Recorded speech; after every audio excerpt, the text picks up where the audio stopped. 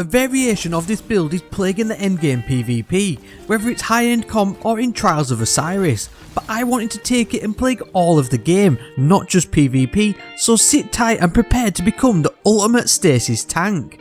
It's been a while since we've touched the Titan, so let's dust it off. The perfect weapon to start this build off is the Vex Mythoclast Exotic.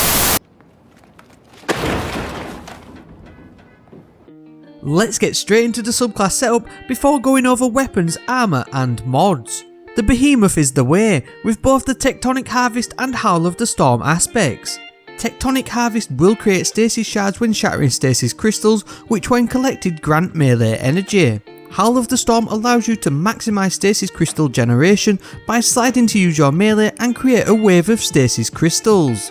Combined with the Glacial Grenade, you've got a lot of stasis shard production on tap, and this starts our tank build.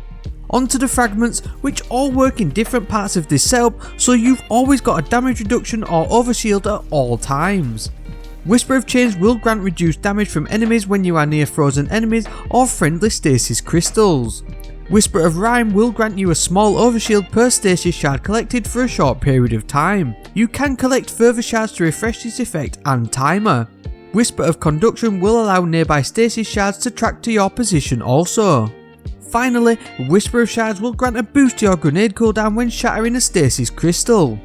So as you can see, we've got a great uptime of both your melee and grenade, as well as an ability to have a constant overshield or damage resistance, but we can lean further into this playstyle with weapons, armour and mods. Before we do though, if you're new here and like Destiny 2 builds, hit the subscribe button for more. Also, liking this video is proven to make your next engram an exotic one. That's something you don't want to miss out on. Now that you've done all that, let's get on with the build. Cryothesia is a weapon you've probably forgotten existed since you breezed past it in the season pass, but for this stasis tank build, it's absolutely ideal. Liquid cooling is the main perk, whereby final blows with the weapon enable a charged shot. Targets hit by this charged shot are instantly frozen at the cost of the weapon's magazine. LN2 Burst is the perk that procs after a kill, whereby you have to hold the trigger to fire the charged shot. It's very effective with its own minigame playstyle, but ideally you'll want the Catalyst, which will auto reload the weapon on defeating frozen targets. This actually works on any frozen target and not just ones affected by the sidearm. As for other weapons, you'll want things that can shatter stasis quickly, so I went with the new Compass Rose shotgun from Solstice of Heroes with Assault Mag, Surplus and Snapshot sights, as well as the Crown Splitter sword with a tireless blade and surrounded roll offering both great ad clear and high damage output. The final piece of our stasis tank puzzle though is Icefall Mantle. Once again, you never ever see these out there, but for survivability they're pretty immense. Glacial Guard is the exotic perk, which replaces your Barricade class ability with a personal overshield. When you activate your class ability, you create a burst of stasis which slows nearby enemies. While you have the overshield active, you are slowed, can't double jump, and your class ability won't recharge. The overshield is an extra 100 health and has a 20-second timer. However, each time you take damage the timer refreshes, but your overshield won't. It doesn't stack with the overshield provided by the Whisper of Rime either, but it does with the resist effect offered by the Whisper of Chains. As for mods to use here to enhance the build further, we're going with a combined Charge with Light and Elemental Well setup. Elemental Armaments will create stasis wells on final blows with Cryothesia. Collecting these will grant energy to all of your stasis abilities, but it'll also boost your super cooldown with the Font of Wisdom mod. Elemental Charge will allow you to become Charged with Light, and we can then use this with Surprise Attack to boost your sidearm damage with the Charged Magazine perk. Radiant Light will give a huge strength stat boost for our melee ability and Howl of the Storm cooldown too. Ashes to Assets will grant super energy on grenade final blows, which does work with the shattering of your Glacial Grenade. Energy Accelerant from the seasonal artifact also doubles the damage of the Crown Splitter's charged heavy attack, so you better make the most out of it to melt bosses out of existence.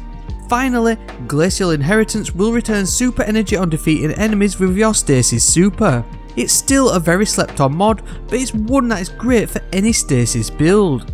Finally, if you want, you can use mods to improve the handling of the Cryothesia, such as sidearm targeting, loader and dexterity mods. The playstyle here isn't your run and gun madness, but more a methodical destroy everything build.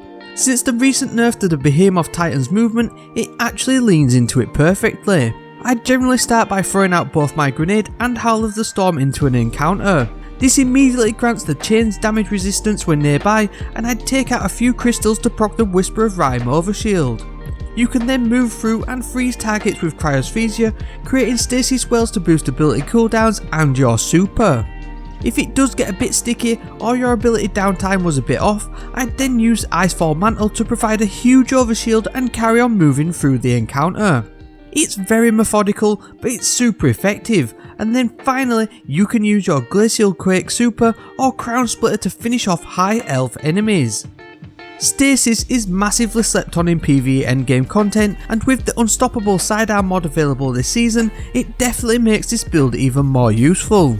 The lack of movement may put players off, but it's a unique playstyle that when mastered can totally wreck everything, even in PvP. I hope you enjoyed this quick build guide. If you did, then please subscribe and like the video too. We're so close to 25k, I can practically touch it.